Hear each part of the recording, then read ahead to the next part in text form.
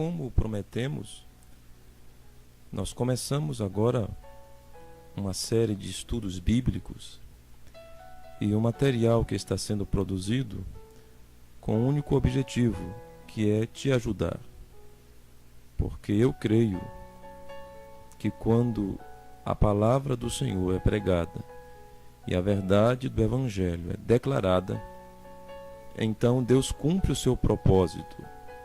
E há propósito para cada vida, há um propósito para a sua vida. Eu sou o pastor Messias, sou pastor aqui no Tabernáculo Cristão, aqui em Salvador, e continuo agradecido a Deus por suas visitas à nossa página aqui no Facebook, e nós seguiremos adiante com o que prometemos. Se você tem sua Bíblia, você pode tomá-la e abri-la no livro de Romanos, no capítulo 11, versículo 25. Está escrito assim: porque não quero, irmãos, que ignoreis este segredo, para que não presumais de vós mesmos, que o endurecimento veio em parte sobre Israel, até que a plenitude dos gentios haja entrado.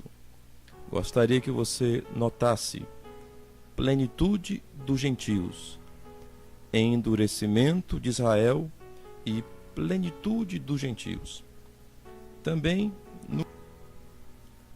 no livro de Lucas, capítulo 21, versículo 24, também está escrito: e cairão ao fio da espada, e para todas as nações serão levados cativos, e Jerusalém será pisada pelos gentios, até que os tempos dos gentios se completem. Agora vejam: tempo dos gentios e sofrimento, cativeiro sobre Israel. Do que fala a palavra de Deus aqui? Do que nos fala Jesus Cristo e o apóstolo Paulo? Que haveria um tempo em que Deus trataria com os gentios, porque Israel teve o seu tempo e desprezou e matou o seu Messias. Isto fazia parte do plano divino. Mas agora, visto que Israel rejeitou a Jesus, veio para o que era seu, mas os seus não o receberam. Mas a todos quantos o receberam, deu-lhes o poder de serem feitos filhos de Deus. Assim que o Evangelho saiu de Jerusalém e se espalhou pelo mundo. Agora notem nessa imagem que vemos, o que você lembra? Martírio. Nós vemos irmãos sendo enforcados. O que foi isto? O Evangelho foi pregado a todas as nações, espalhou-se desde Israel e completa o seu curso agora, chegando até os fins do mundo agora. Mas não sem problemas. Sempre a verdade foi perseguida, como se vê. Na verdade, essa gravura trata do assassinato de um homem chamado Savonarola. Ele foi enforcado. Talvez você nunca ouviu falar sobre este nome, Savonarola, na verdade, Jerônimo Savonarola. Ele era um clérigo católico. Ele era um padre. Ei-lo aqui. Ele pregava uma vida cristã correta. Ele defendia as Escrituras. Ele era um homem que tinha visões. Certa vez ele estava entrando numa feira livre e Deus o tomou em visões e ele sentiu-se condenado juntamente com o povo por seus pecados. Ele realizou ali na Itália, em Roma, um grande avivamento. E ele foi perseguido por causa disto. Ele se tornou um grande inimigo de Roma por defender a verdade e pregar contra os abusos de Roma. Ele foi morto em 1498. Na verdade, o livro Os Heróis da Fé relata que, se não fosse a condição política do tempo de Savonarola, esse irmão, a reforma protestante teria sido efetuada por ele e não por Lutero. O Papa tentou dissuadi-lo de sua postura através de ameaças e ele não cedeu. Tentou mudá-lo através de subornos e ele não atendeu. Finalmente, a única coisa que Roma pôde fazer com este santo foi matá-lo. Este foi Savonarola. É fato que muitas pessoas não estão acostumadas com os homens que Deus usou para falar a cada geração. Gostaria que você prestasse atenção numa coisa. Quantos homens Deus enviou para Israel? Quantos? Moisés foi um deles. Só Moisés? Não. Josué. Só Josué? Não. Tiveram os juízes? Só os juízes? Não. Muitos profetas. Isaías, Jeremias, Ezequiel. O Antigo Testamento está cheio de homens que Deus levantou para o seu povo Israel. E como coroa disto, enviou-lhe seu Filho Jesus Cristo. O que eles fizeram? Disse Jesus: a qual dos profetas não perseguiram e mataram os vossos pais? Vocês pintam os sepulcros dos profetas, e com essa atitude vocês provam que sois filhos daqueles que os colocaram ali. Vocês lembram disto? E o próprio Jesus foi perseguido pelos seus e foi crucificado, entregue aos gentios para ser morto. Assim que Deus também não deveria enviar para nós homens? Pense um pouco. E ele enviou. O primeiro deles foi o apóstolo Paulo, que começou pregando aos seus irmãos judeus, e eles o rejeitaram. Então disse Paulo: visto que vocês não se julgam dignos dessa salvação, e vocês não querem este evangelho, eu vou para os gentios. Assim começa a era, ou mesmo o tempo e a plenitude dos gentios. Porque a porta que houvera sido aberta aos judeus, agora estava sendo aberta para nós, os gentios. Então Paulo começou a pregar às gentes, aos gentios, a nós, que não somos judeus. E não só ele. Tantos outros homens foram enviados pregando o evangelho. O que eles fizeram? Paulo, Irineu, Martim, Columba, São Patrício, Orígenes, Justino e tantos outros homens que Deus levantou nesse tempo depois que Jesus subiu aos céus. Durante os séculos que se seguiram, Deus levantou esses homens para quê? Para nos marcar o caminho, para nos mostrar onde deveríamos andar. Eles funcionaram. Deus os usou como placas que indicaram o caminho para chegarmos ao conhecimento verdadeiro do que devíamos fazer. E esses homens também foram perseguidos e muitos deles foram mortos. É lamentável que muitos dos crentes hoje não conheçam nada dessas coisas. O máximo que eles conhecem são os princípios de sua organização denominacional. Eles não conseguem enxergar, eles não conseguem ver além das cercas de suas igrejas. Mas você, nesta ocasião, é convidado a olhar na história e observar a verdade. E Savonarola, voltando ao nosso assunto, foi morto. Mas uma coisa interessante aconteceu antes dele. Antes dele ser morto, um outro irmão havia também sido queimado na fogueira. O nome dele, Jan Hus. Esse irmão era um padre.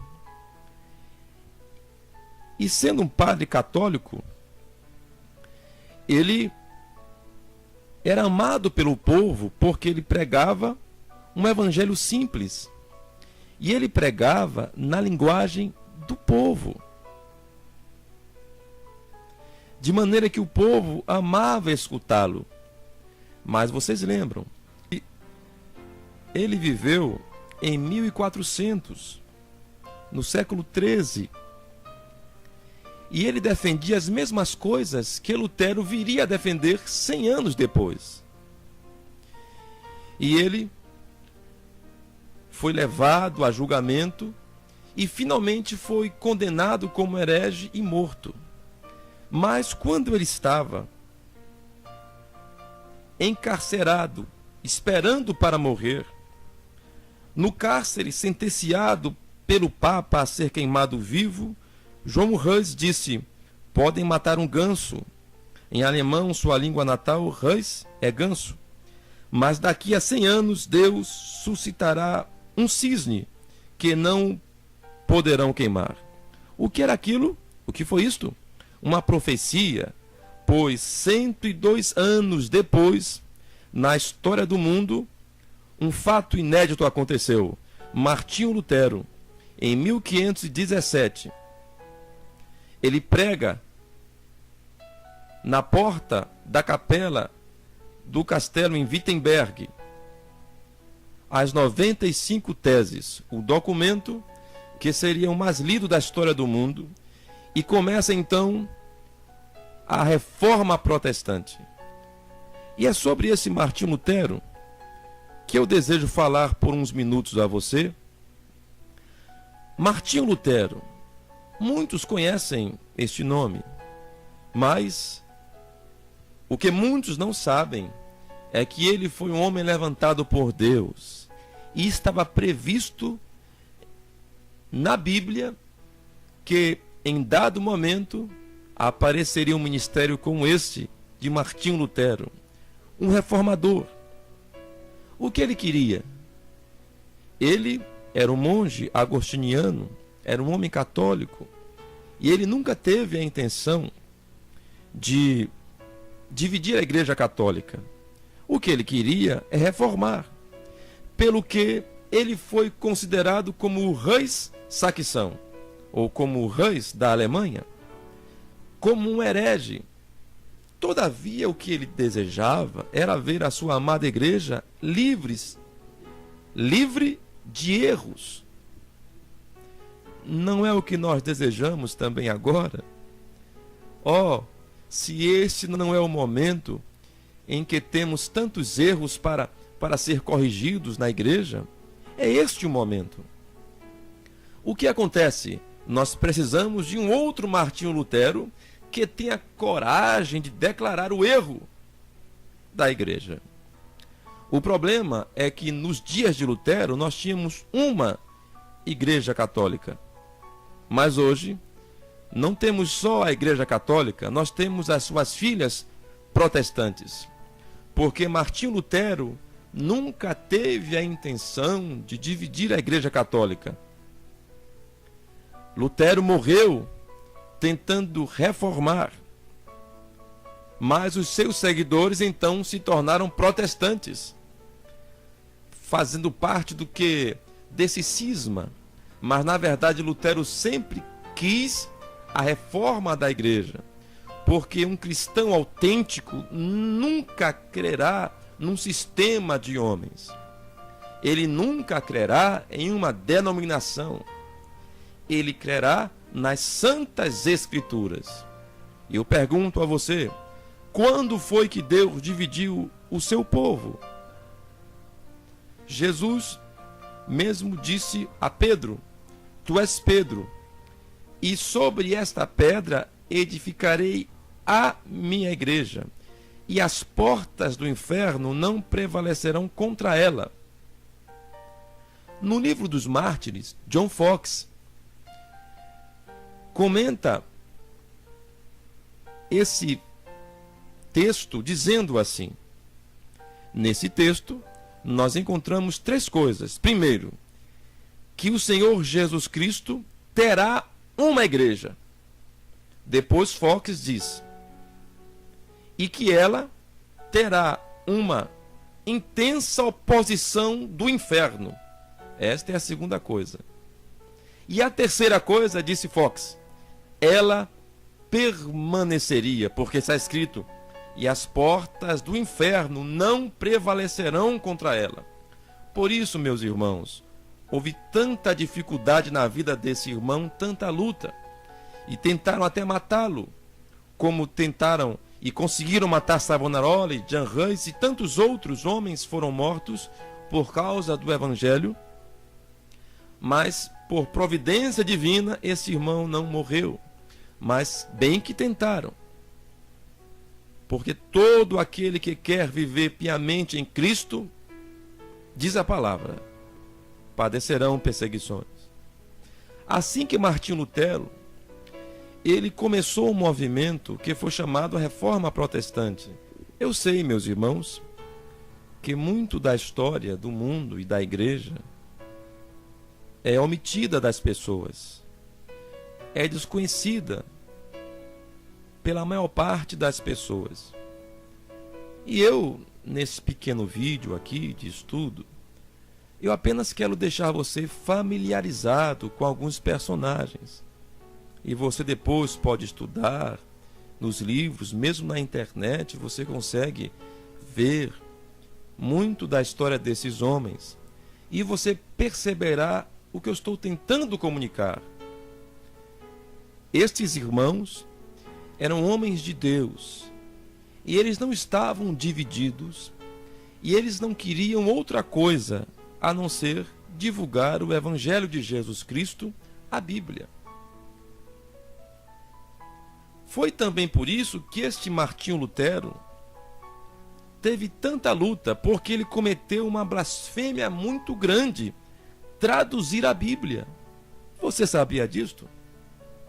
A Bíblia que agora nós temos tão facilmente em nossas mãos, ela custou o preço de sangue daqueles que a traduziram para a linguagem do seu povo. A Bíblia estava escrita apenas em latim e os leigos não podiam ler a Bíblia, recebiam apenas o que algum doutor ou algum padre dizia para eles. Mas por causa deste homem e de tantos outros, você tem a Bíblia em suas mãos. Martinho Lutero, certa vez, numa biblioteca, ele leu a Bíblia. Olha que coisa, era difícil. E ele disse: quem desse a santa providência me concedesse um livro como esse. Percebem? Ele desejou adquirir uma Bíblia e um dia conseguiu. Agora você pega a sua Bíblia e não vive o que está escrito nela, Deus te condenará. Por isso, pegue a sua Bíblia, medite nela, leia, creia e viva conforme está escrito nela. Nós temos a Bíblia por causa de irmãos como esse Martinho Lutero. Finalmente, depois de muita perseguição, ele teve apoio político. Por quê? Na Alemanha, como naqueles países ali da Europa, eles tinham naquele tempo, em 1500, o Império Romano, o Santo Império Romano. E os reis de cada império, de cada país, mandava para Roma os seus tributos. E isso não é muito bom, você não acha? Uma revolta seria bem oportuno para que o dinheiro dos impostos ficasse ali mesmo, na Alemanha, por exemplo, onde morava Martinho Lutero. Assim que muitos burgueses, que eram comerciantes, apoiaram o trabalho de Martinho Lutero, nem todos com intenção cristã, todavia apoiaram. E Deus usou desse expediente para divulgar o Evangelho, para que a Bíblia pudesse ter sido traduzida para você ter a palavra de Deus nas mãos. Martinho Lutero. Assim que houve divisão e houve muitas mortes e muitas coisas ruins, mas a reforma protestante aconteceu. E na verdade, Deus usou também disto, porque nunca foi objeto de Deus que nós vivêssemos de outra maneira, a não ser pela fé. E Martinho Lutero encontrou esse problema em seus dias, porque a fé só não bastava para a doutrina católica. Você tinha que ter fé e ser membro da igreja, e para se salvar você tinha ainda que pagar indulgências para o perdão de pecados E Lutero achou isso um absurdo, como o é. Eles tinham que pagar para ser salvos. Uma reforma estava sendo necessária, você não acha? E você também não pode compreender que uma reforma também é necessária hoje, quando muitos estão pagando para serem curados, quando muitos estão nas igrejas chamadas cristãs e são membros servindo aquele sistema religioso, porque se não estiverem naquele sistema, não serão salvos. Não é interessante que vivemos também nos dias em que, como Lutero viu a construção da Capela Sistina, um templo suntuoso, não é interessante também que vivemos no mesmo período onde grandes templos estão sendo construídos? O que é isto? Ostentação. Do que precisamos? De um novo Martinho Lutero que se levante contra estas coisas. Mas você não fique desatento. Quando o homem de Deus se levanta para pregar a palavra de Deus, ele é perseguido, como foi Martinho Lutero. Há muito escrito acerca dele, e nós continuaremos falando sobre Martinho Lutero no próximo vídeo. Deus te abençoe.